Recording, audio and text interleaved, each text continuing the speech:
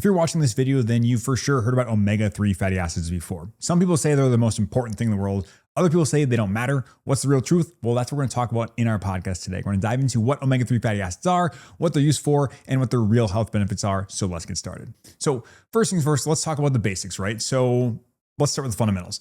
What exactly are EPA and DHA? That's a good place to start, right? You hear about fish oil, but does anyone actually talk about it? That's what we're going to walk through first. So omega-3 fatty acids, they represent a class of polyunsaturated fats. So we talk about saturated fats, things like butter and ghee, and then we have unsaturated fats, things like here in omega-3s, you think more of like olive oil, avocado oil, stuff like that. But they represent a class of that, and they're absolutely crucial for human health. Within this group of these fatty acids, we have eicosapentaenoic acid or EPA and docosahexaenoic acid or DHA. So obviously I'm just going to say EPA and DHA because that's a mouthful, but those are the really, really big ones, particularly important because they're long chain omega-3s. And yeah, you primarily find them in marine sources like fatty fish and fish oils. And these fatty acids are actually integral components of cell membranes throughout the entire body, especially in the brain and eyes. So they serve lots of different roles as well. So they serve as precursors to signaling molecules involved in lots of bodily processes. And yeah, they work with inflammation, blood clotting, and lots of other vital functions. So they're really, really important because they're used for a lot of different things.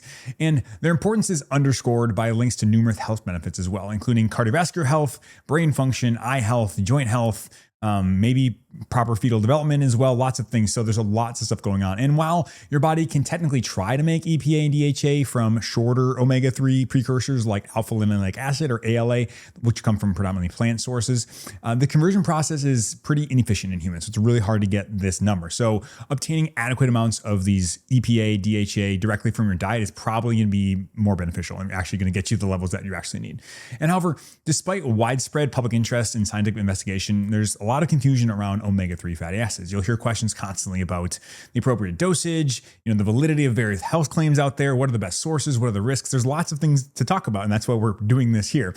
And at the end of the day, let's be honest, marketing messages out there can sometimes be they can directly conflict with what the science says or what other people are telling us, right? So it's just adding to uncertainty. If I had $1 for every time someone says, I can't eat anything anymore because this person over here says I should do this and this person says I can't, that's never my goal. My goal is to kind of clear things up. I will tell you at the get-go right now, whether you take DHA, EPA, or you take, omega-3s, like you can live a long, healthy life and never supplement. I guarantee that. Now, you may have to eat some food like fish that will get you there, but it's one of those things where this is not a prerequisite to supplement, but it is a crucial molecule to have. So we want to make sure we're getting enough. But that's just what I wanted to say. So that's the intro to that, what the basics are. Hopefully you have a little bit of understanding of what's going on. Next, let's talk a little bit more though, going into the ALA versus EPA and DHA. And this is a super important distinction and a fundamental source of a lot of confusion when people hear about, the general term omega-3s.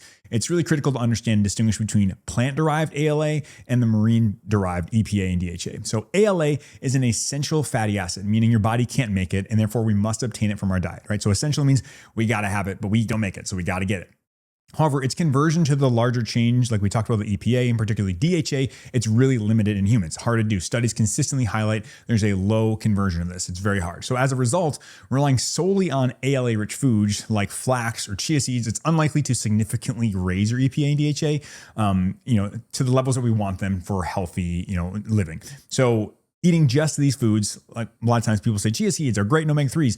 They are great in omega-3s. They're great in ALA. And so it's a little different though. So yeah, that's what we have to think. It's hard to get the ALA to convert to these EPA and DHA, and that's what we really care about. So most of the well-studied benefits of the omega-3s are particularly coming from EPA and DHA, and those are the ones, once again, we get from fish, krill, or algae sources. And understanding this difference is really, really important because as you'll see, people will say, hey, I get plenty of omega-3s. I eat chia seeds like they're going out of style. I eat flax seeds like they're going out of style. Okay, that's great. We're getting ALA. But once again, the conversion from ALA to the EPA and DHA, that's not very good. And so we have to get other sources in our diet to get kind of the full profile. That's kind of what I think about. We're kind of making all the rounds here to make sure we get enough of each and every one. So that's the key distinction there. And then moving on from that, let's talk about general recommendations. So there's lots of general recommendations on omega-3s from all over the place. We'll kind of talk about them here. But determining the optimal intake of EPA and DHA can feel really complex at times, right? You're trying to navigate this complex landscape of recommendations that vary depending on your health goals and just really the population groups they're talking about. That's the thing. A lot of times you'll see a number, right? And spoiler alert, if you see a number, odds are it's probably not going to work for every single person. And that's everywhere in medicine. There's usually a range of things, and I think we'll show that here. There's a range of things, and that's reasonable. But if someone says this is the dose you need to be on, I'd be wary of that, just because we don't know if that's going to work for you, if it's going to be too much, too little, who knows. But yeah, we're going to look at a big range here. But when we look at general health recommendations, it's a bit of a patchwork picture here. There's currently no official dietary reference intakes or DRIs specifically for EPA and DHA in the United States. However, several authoritative bodies have definitely issued recommendations, primarily based on cardiovascular health studies and considerations. So for an example of that, the AHA, or the American Heart Association, they recommend consuming 2 servings of oily fish per week, with some sources citing that we should have a specific recommendations of 400 to 500 milligrams per day of combined EPA and DHA. So stepping back though, AHA essentially says 2 servings of oily fish would be great, and maybe 400 to 500 milligrams a day of these combined. The 2015 to 2020 dietary guidelines of Americans advise consuming about 8 ounces of seafood per week, providing approximately 250 milligrams of EPA and DHA for general adults. So we're seeing anywhere from 250 to 500 per day, general recommendations, but 4 ounces of seafood per week. That seems like 2 4-ounce servings. So that's pretty consistent there as well. For pregnant and lactating women, the recommendations increases to 8 to 12 ounces per week to support infant health, particularly DHA intake. The European Food and Safety Authority recommends 250 to 500 milligrams a day of combined EPA and DHA for adults in general, just to reduce cardiovascular disease is what they said. And so synthesizing all this, a general consensus range for maintaining overall health in otherwise healthy individuals appears to be 250 to 500 milligrams per day of combined EPA and DHA. And making that more practical, when I see that, we'll talk more about labels and what you're reading on. When I see that, you can also extrapolate that and said, hey, about 2 servings per week of fatty fish is what it comes down to. So 250 to 500 or 2 servings a week of fatty fish seems to be a general, sweet spot for general health. Moving on next here, talking about specific conditions now. So this is super important. When we talk about therapeutic dosing, we're talking about substantially higher amounts for specific medical conditions, right? You will see online, lots of people will say, take this dose because this is a quote optimal dose. And this is something you see all the time in the functional medicine world. They say this is the optimal dose, and they're saying it just because, and I don't know why, but what we're talking about here is specifically for specific medical conditions. And so at these higher levels, omega-3 function more like pharmacologic agents targeting specific physiologic pathways involved in disease processes. So that's the idea of why we're going so high here. For hypertriglyceridemia, meaning you have high triglycerides, for individuals with elevated levels, a therapeutic dose is about 2 to 4 grams or 2,000 to 4,000 milligrams per day of combined EPA and DHA, and that's recommended. The dosage, the range effectively reduces triglyceride levels anywhere from 20 to 50%. So if you have hypertriglyceridemia, I was just talking yesterday with one of my learners saying, hey, if you have up there and someone's already on a cholesterol-lowering medication, it's not working, you can absolutely add on fish oil at a higher level to help decrease triglycerides. It's a well-known and established reason for why we use them. But yeah, hypertriglyceridemia, definitely a reason. For secondary cardiovascular disease prevention, so secondary means you've already had an incident. So you had a stroke or a heart attack. So for secondary prevention here, this is kind of the general recommendations. The role of omega-3 is a little complex. It's not as clear cut. And so there are several RCTs that like to combine EPA and DHA that did not show a significant reduction in major adverse cardiovascular events, or MACE. And they looked at high dose ones as well. And on the other end, high dose EPA only. So before EPA DHA didn't see a big change. In the high dose EPA only, they did see some positive results. For example, there was a Reduce It trial which demonstrated a substantial 25% relative risk reduction in major adverse cardio events with 4 grams per day of EPA in patients at high risk. So that's the big thing. And they already were taking statins. So mixed kind of there. So it's not as clear for secondary prevention, can be helpful. For a mood support or depression, anxiety, nothing's like, first and foremost, this is never going to be like a formal recommendation. There's not as much research there, but some people talk about using it for that. There is some research on this though, and research has produced inconsistent results. But so there was a meta-analysis I looked at that suggests potential benefits, especially from EPA enriched formulations with doses up to 2,000 milligrams a day. So that's one thing they mentioned there. For rheumatoid arthritis, omega-3 fatty acids, they help with an anti-inflammatory pathway, essentially what it is. And the doses here they looked at were higher, about 3 grams per day with combined EPA, DHA. And there's not a whole lot of data on that in terms of not huge, robust RCTs or meta-analyses, but there were some studies that show that could be helpful. So that's about 3 grams per day. And then regarding the safe upper limit, While specific tolerable upper limit intakes haven't been formally established by any authorities, they kind of say that overall, they say 5 grams per day or 5,000 milligrams is probably the upper limit where we can safely say that we go up to there and we don't have a significant increase in our risks or lots of safety concerns. And so we'll talk about side effects later. That's a lot. 5 grams a day is a lot. So we just compare, these are anywhere from 2,000 to 4,000 for these therapeutic level compared to our previous ones where we're talking like 250 to 500. So a very, very big difference. We're talking 4-6 fold what it would be. So you'll see online, a lot of people say you should be taking, how many of these grams per day. And unless you have a specific condition, that may not be the case. So just something to think about, look at. Well, I'm just presenting out there. You do what you want, but that's just what I saw. And another big thing I want to mention is reading the labels, right? So this is a big one. Reading supplement labels can be a common point of confusion for consumers or anybody, right? So the total amount of fish oil listed per capsule or serving is not the same amount of the active ingredients EPA and DHA. So a lot of times you'll see quote unquote fish oil and they'll say, 2 grams of fish oil. Well, that is very different from the active ingredient EPA and DHA. So you have to look at the actual supplement facts and kind of look at specific quantities of EPA and DHA per individual thing. So you have to look at per capsule or 2 capsules or whatever the serving is. You have to look at that. And achieving therapeutic doses may therefore require consuming significantly larger quantities than you think, right? You look and you see the serving size. It's like, this is 2 pills is a serving size, and that gives you 500. And you're trying to get, 4 grams, you're gonna be just taking a bunch of pills. And so there's something to consider there. There's definitely gonna be there.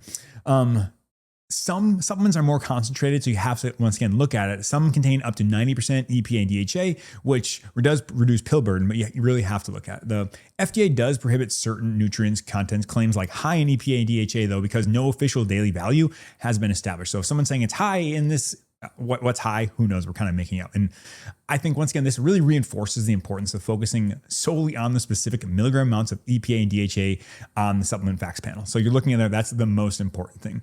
And it's also worth mentioning that nearly 60% of tested supplements contained less EPA and DHA than stated.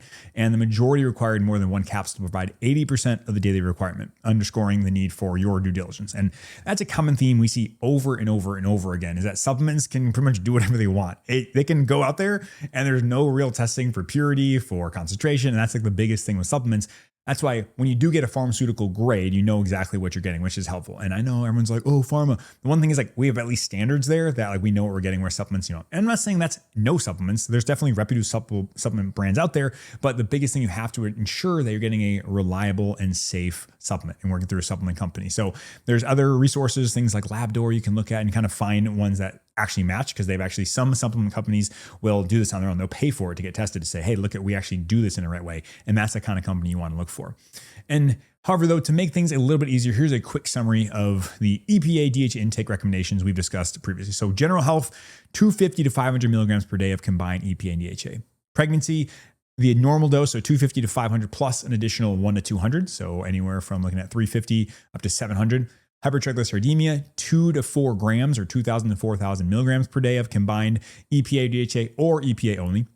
Secondary prevention, questionable if it does work, but 1,800 to 4,000 milligrams, so 1.8 grams to 4 grams. Mood support depression, about up to 2,000 milligrams or 2 grams per day. Rheumatoid arthritis, about 3,000 milligrams per day. And then the upper limit we said was kind of safe was around 5,000. So as you see, wide ranging ones there, but that's what we want to look at.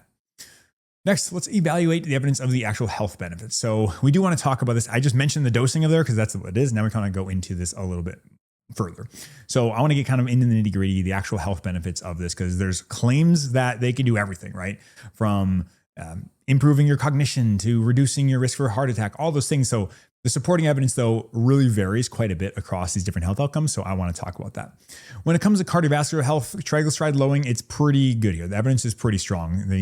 As I mentioned before, therapeutic dosing of around 2 to 4 grams, it consistently reduces triglycerides by about 20 to 50%, which can be helpful. What about decreasing heart attacks or strokes or MACE, major adverse cardiovascular events? The evidence is mixed and inconsistent. While some trials showed combined EPA and DHA didn't really reduce MACE, high-dose EPA seemed to show positive results in specific populations. As I mentioned before, that Reduce It trial did seem to be helpful. That was just high EPA. So something to think about. From a blood pressure perspective, there did seem to be a modest reduction. They've been seen in a couple studies with higher doses, around 3 grams per day, but certainly not a first-line agent for antihypertension. For cognitive function, dementia, DHA is structurally important for the brain, right? So the idea is that, hey, if it's all up in the brain, maybe this helps support it. But the evidence isn't really fantastic. It's kind of mixed, right? And a clear causal link between EPA and DHA supplementation and the prevention of cognitive decline or dementia is not really established. The strength of evidence is considered pretty limited based on insufficient number of sources, but it's one of those things where maybe it's helpful. We don't know. And that's going to be pretty much every supplement research ever is gonna be like, I don't know, maybe. And so all I'm trying to do here is just inform you of the things that may be helpful, the doses we want to think about, the side effects, which we'll talk about in a little bit, and then you can make the decision for yourself. But I'm not going to tell you what's right or wrong. I'm just going to present the information. Like my old pastor used to say, I'm just one beggar to another beggar telling you where to find food. That's essentially my whole role here. And for mood disorders that we talked about before, like anxiety, depression, research has produced once again inconsistent results, but there was a meta-analysis that showed potential benefits specifically from EPA ones above 2,000 milligrams a day. We mentioned for rheumatoid arthritis before, mixed studies, and that's kind of there. For ADHD, there's one that I looked at, specifically ADHD. There's not a whole lot of studies on that. Some people say it's beneficial anecdotally, but there doesn't seem to be a strong consensus in data saying that's what's going to help. And then eye health is another one people talk about. So we do know that omega-3s are found in the eye. And while DHA is a major structural component of the retina, the evidence, once again, for general eye health or specific conditions is limited or insufficient. And then finally, for pregnancy and infant development, the importance of DHA for fetal infant brain and eye development is well recognized, with strong evidence that maternal intake influence their consumption patterns. And so overall, if I had to sum this up saying, what is it really, really good for? It's really good for lowering triglycerides at a really high level. Like that seems to be pretty strong. It seems to be very beneficial for pregnancy, helping infants grow. That seems to be helpful from a mood perspective. I don't know. From an arthritis perspective, possibly may be helpful. From other reducing your cardiovascular risk for heart attack, maybe helpful. And so this is where we really make our money, right? In terms of how do we decide what's worth it for you is the risk versus the benefits. We have to kind of consider those. So just something to think about. Hopefully you're not more confused. And so moving on here, you're probably asking though, well, where do I actually get EPA and DHA omega-3s? So like, where do I get it from? And so I want to talk more about the sources along with their characteristics and help make you make the best choice. So let's first start with the primary dietary and supplement sources. So first is fatty fish. The most common dietary sources are cold water fatty fish, things like salmon, mackerel, herring, sardines, and tuna. So this is why you see that influencer online that's just cracking open sardines and eating them. It's because of omega-3, and we're getting it there. Absolutely. You also have these fish oil supplements, so derived from oily fish tissues. These are widely available in liquid or capsule form. These are the ones that give you the fish burps when you take the medications. So that can be very, very prevalent there, but this is one we probably see the most common, right, is fish oil supplements. We also can have krill oil supplements. So these are extracted from small shrimp-like crustaceans. They provide EPA and DHA primarily in phospholipid form and naturally contain the antioxidant and saxin as well. So as the saxin, it's a fun word to say. It can have this little antioxidant. Usually it's a little bit more expensive, but this is another source if you can't tolerate the fishy burps or whatnot, that's there. We also have algae oil supplements, so cultivated from marine algae. This offers a vegetarian or vegan-friendly alternative to fish or krill oil. And yeah, those are the big main ones there. But fish oil supplements also come in several chemical forms, right, which can affect their absorption and concentration as well. So we have the natural triglyceride form, or TGs. This is the form naturally found in fish. Then we have the ethyl ester, and this is a process form to concentrate and purify the oil, common in many affordable supplements. Absorption, however, may be less efficient. And then we have the reformed or reesterified triglycerides, which is concentrated essentially of the ethyl ester. It's that concentrated ethyl ester oil converted back into a triglyceride structure. So, right, we mentioned natural triglycerides. That's kind of the main natural form, probably best absorption. Then we have the ethyl esters, which are kind of a process form of that. And then these reesterified ones, we take that ethyl ester and convert it back into triglyceride structure, aiming for hopefully better absorption. That's kind of what we think about. And then there's also free fatty acids. These are also suggested to have good absorption, but that's kind of what we look at. And when we compare bioavailability, which bioavailability means how much of this is actually able to be absorbed in the body. That's what we're looking at. That's honestly the most important thing, because if you have this insane concentration, but it's not bioavailable, then you're not going to absorb it and it's not going to do anything. So when we do compare and look at these though, evidence suggests that EPA and DHA in natural triglyceride form or the reesterified or free fatty acids are probably the best absorbed. So potentially more efficient than that ethyl ester kind of form. That's generally what we're looking at there. However, the most critical factor remains achieving the target absolute intake of EPA and DHA. And so we're kind of getting semantics here. So if we are looking at these free fatty acids, these natural triglycerides, these reesterified triglycerides, they probably have the better absorption. So that's probably true.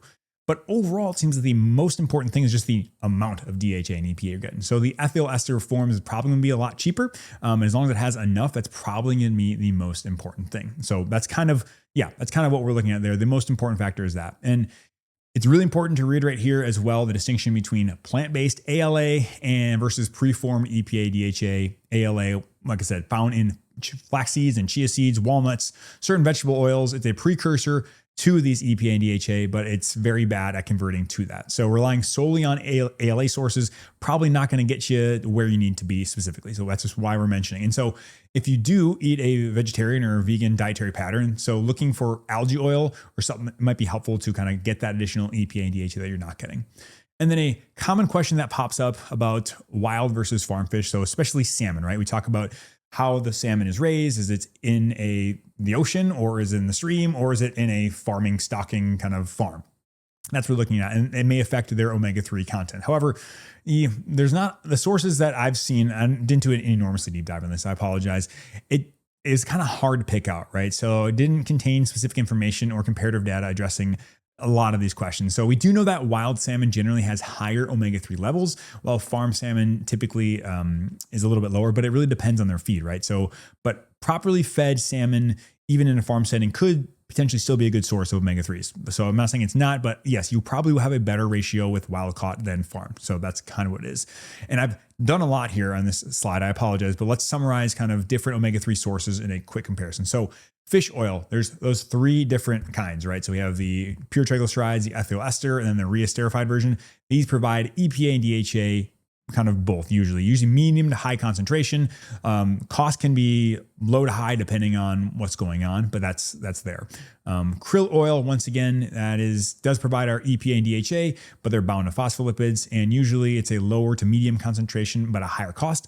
But that's kind of what it is. And then algae oil does provide EPA and DHA with a medium to high concentration and medium to high cost, and usually a more sustainable source for someone who's on a vegetarian or vegan diet. And then plant oils and seeds have that ALA, and once again, ALA is cool and great, but not that beneficial for getting EPA and DHA. So that was the general idea of the different sources. So I do want to talk about safety now. So now it's time to talk about the safety profile of supplements. And yeah, this is really important because people will tout on the internet that you should just take however much fish oil, don't worry about it, and that there's no side effects at all. That is not true. Anything you take will have side effects. I say this all the time. If someone tells you that, hey, you can take this and there's absolutely no side effects, I'd be wary about taking that, because we want to have at least the mechanism of why it could cause side effects. What I mean by that is if something won't cause any side effects, if they say, hey, you will not have side effects with this medication, then I'd be worried that the medication is not going to be strong enough to actually do anything, right? We need to exert a physiologic effect on the body. And so if someone says no side effects, then you're probably having actually nothing done to you. It's probably just a homeopathic dose. So that's kind of my aside there. But I want to talk about them. Although they're generally considered safe, particularly from food sources, supplementation can come with some side effects and safety concerns that are definitely talked about online. So the most frequently reported common side effect is generally GI upset. So your stomach can get upset, or you can have fishy burps or belching. That is the big one. Maybe you have some more indigestion, some nausea, or some loose stools or diarrhea. These are often dose dependent and may lessen over time when you get used to it, or if you kind of decrease your dose and slowly go back up. Maybe taking with a meal or starting at lower doses, those all may be helpful for this. Usually this is pretty well tolerated and not that big of a deal, but some people hate the fishy burps. So that's something we have to think about. Other reported ones that people have said online that I didn't see a whole lot of data for this, but some people have said that they were dizzy, had dry eye symptoms, which doesn't necessarily make sense, insomnia, increased anxiety, or especially with their mega dosing. So some of the sources I looked at, like the biohacking community, when they're taking mega dosing. They reported that maybe they felt some of those things. So not as common, but I've seen it reported. However, a more significant concern that's been emerging over the past couple of years is the potential link between omega-3 supplementation, particularly higher doses, so greater than like 1 gram a day, and the increased risk of atrial fibrillation or AFib, which is an abnormal rhythm in your heart. This risk appears more relevant for individuals who already have established cardiovascular disease or are at high risk for it. And it's important to note that the sources that I've seen don't necessarily show this as causative. This is more, this is more a thing that we see going on with it. So the question is, these people who are taking these high dose fish oil typically have some sort of cardiovascular disease. And so is it that underlying cardiovascular disease causing AFib, and this is just kind of unmasking it, or is this actually causing it? It's kind of hard to determine, but that's definitely a real thing that I've seen. And this is kind of like, for me, the biggest worry that I have for taking high amounts of that is because AFib is no fun. Because if you get AFib and you don't flip back, then you're on anticoagulation for life, or you get cardioversion. I mean, there's just a lot of reasons AFib is no bueno. And so this is like, for me, this is like the biggest one of, okay, like I have to be cautious when we're prescribing. This is a real risk. Once again, not enormously high in any regards, but something we have to consider about. And historically, also, there were concerns that high intakes of omega-3 fatty acids might increase bleeding risk and anticoagulation, and all this stuff. So there's been lots of reviews done on this, though, and clinical trials as well, that have largely alleviated those concerns for the commonly used doses, right? So one study looked at concluded that long-term supplemental intake of combined EPA, DHA up to that 4 or 5 gram area appears to not increase the risk of spontaneous bleeding or complications. So that's something we can think about. And then finally, there are concerns for contaminants, things like mercury or other heavy metals. And is it getting purified well enough? So reputable manufacturers will utilize some sort of purification process to distill and remove out any of these wastes and contaminants. But that's something we have to think about once again with supplementation, that we don't know what we're getting. So that's why having a high quality supplement is very, very important.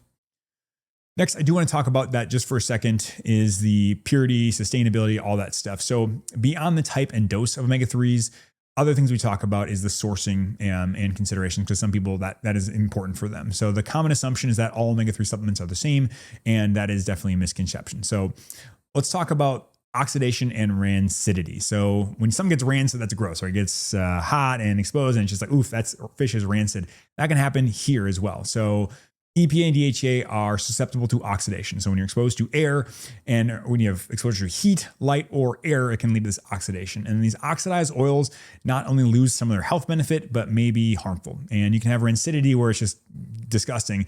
It usually manifests as a strong fishy odor or unpleasant odor and taste. And to minimize this, check your expiration dates. Make sure that you're not taking an old supplement.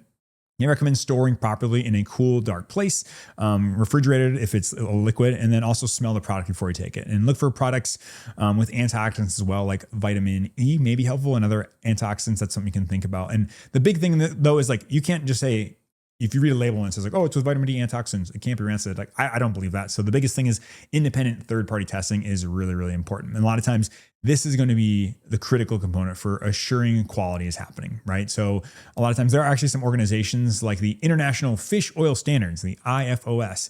And it's a program that essentially tests for potency, purity, which is looking for contaminants, and freshness and stability. And products meeting criteria for receiving a 5-star rating are a highest level. And so also helpful to look for, some sort of certification, not necessarily if it's IFOS, but once again, looking at other websites that can evaluate things and make sure you're getting a safe and actually effective supplement. And then the last thing I do want to mention is sustainability. Some people are concerned about this from a setting of, hey, we're getting this from fish, and are we just growing an enormous amount of fish just for the fish oil? Is it sustainable? So it's something we think about. Products certified. There are organizations like the Marine Stewardship Council, which can stamp it saying, hey, this is from a reasonable source. It's certified that it's going to be sustainable. And they're looking for how abundant it is. What's the lifespan of the fish species? Meaning, is it just coming over? Are you getting it from anchovies, sardines, algae oil? All those things are definitely one. So if it is important, that's just to mention that there are different measures for sustainability as well. And now I want to talk about some common myths that I've seen. So just kind of run through these rapid fire, some common myths.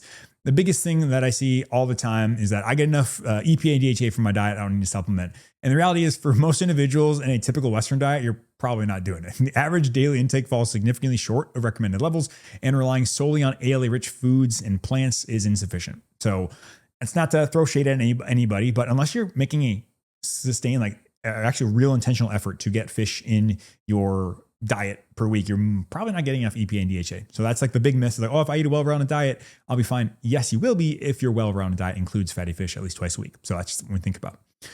Other things people will say is that, hey, like it doesn't really matter about the omega-3s. It's all about the omega-6 to omega-3 ratio. And what I've seen temporarily kind of while looking through the data here is that the balance may be important. Yeah, it could be important, and Western diets are definitely higher in omega-6.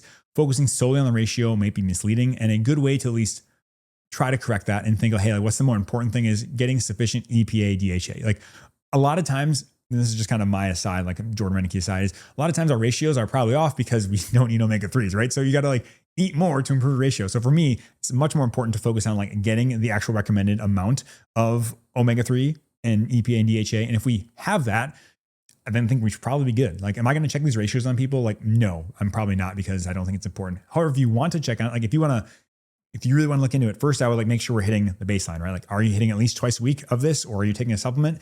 Cool. If you are, then you can maybe consider checking it. But at the end of the day, this is not something I check routinely. I don't recommend we do that, but I see people like freaking out about that. And I'd say first things first, don't worry about the ratio if you're not doing the bare minimum. So that's what I kind of start with. And as I mentioned before, another myth is all omega-3 supplements are created equal. And we know that's definitely false. They can vary significantly in concentration, chemical form, purity, freshness, and source. So you got to choose one from a reputable brand that has quality controls, third-party testing. That's the big thing. Another myth that I've seen is omega-3s only benefit the heart. And while cardiovascular benefits are definitely real and recognized, it's critical. DHA is critical for cognitive function, mood, inflammatory pathways, pregnancy, baby development, and potentially even like mood, cognition, lots of different things. And so, that's the reason why people talk about this, is because it has so many wide-ranging effects. And another myth that I did see is that they always cause fish burps and digestive issues. And I actually see a lot, like, oh, I hate fish oil. It happens all the time. It's common, but like they're not inevitable. If you take a quality supplement, essentially take it with food, maybe get an enteric coated capsule, you don't have to suffer through that. So I just want to like say, hey, not every supplement is created equal. Maybe give it a little try and we'll kind of go from there. And the last myth I want to talk about is that vegans, vegetarians can't get EPA and DHA. And the reality is algae oil supplementation or algae capsules, whatever, provide preformed EPA and DHA. So you can get this on a vegan and vegetarian diet, but you have to supplement with it, right? That's the big thing. You have to have supplementation. You can't get it inherently in the diet, and specifically that ALE can't get it there. And so a lot of stuff covered here today. I apologize. It's a little bit longer, but this is a deep one. I wanted to at least have a one-stop shop for someone who's worried or concerned about omega-3s and have a resource to like go through it systematically. So that's what it is. And yeah, we've covered a lot of ground navigating what can feel like just really a minefield of stuff that's going on. But I do hope it was helpful. And so I just want to give some key takeaways that I kind of got here and just to leave you with that. So the big thing is focus on EPA and DHA, right? These are responsible for the most well-studied health benefits. So the conversion from ALA is going to be very, very challenging. So if you're just getting ALA through plant sources or chia seeds like that, you're not going to get enough EPA, DHA. Focus on EPA and DHA and hit your dose. And specifically, know your dose. Know why you're taking it, right? So aim for 250 to 500 milligrams per day for general cardiovascular health and just general wellness. If you have other medical conditions, you should be working with someone, right? Don't just self-dose things. But generally, if you have a medical condition, it's going to be higher, like 2 to 4 grams per day. The evidence varies. The best evidence is probably for triglyceride lowering, moderate for, everything else is kind of what it comes down to, but triglyceride lowering probably the best. And I really want you to pay attention to the labels, right? So pay attention to the specific EPA and DHA amounts, not the total, fish oil amount. That's really not important. And from a safety profile, they're generally well tolerated. Coming up to the 5 grams per day seems to be generally safe and no real considerable bleeding risk that we see. However, though, potential AFib is a risk that we do want to talk about. So you should be working with your physician if you're going up that high, would be my recommendation. And when we are selecting things, make sure that we have quality in the forefront, right? So choosing supplements from reputable manufacturers that prioritize purity, potency, and freshness. Look for third-party testing to make sure that what's actually in your supplement is actually in your supplement. And yeah, there's a lot of stuff going on here, but I do want to say, with all these things, if you're just taking a general fish oil, like a smaller amount, I think you're safe to do that. Go ahead, live your life. But if you're like, hey, I'm going to start hitting 2 to 4 grams a day, you should be working with someone like a physician or a healthcare practitioner. I think that's kind of the big thing and takeaway here is don't just start throwing stuff down because it's not benign, right? So that's kind of what it is. But ultimately incorporating adequate EPA and DHA into your lifestyle or your diet, whether it's through diet or supplementation, can be valuable potentially for lots of different reasons. And so you may even be like, hey, I don't want to take supplements. I just want to eat fish. Great. That's probably best case scenario, because I don't necessarily know of any cases of someone getting AFib from eating too much salmon. I mean, we'll ask the Alaskans if that's what happens, but it doesn't seem to be the case. And so getting it from a dietary perspective, probably the best. And so I just want to make sure you understood the evidence, the nuances, the considerations for all those things. And so that is going to be it for today. Thanks so much for stopping by. I really appreciate it. If you did enjoy this though and found it helpful, it would mean the world to me if you either share this with a friend, left a 5-star rating on your podcast platform of choice, or subscribe on YouTube. That would be awesome. Now get off your phone, get outside, have a good rest of your day. We'll see you next time.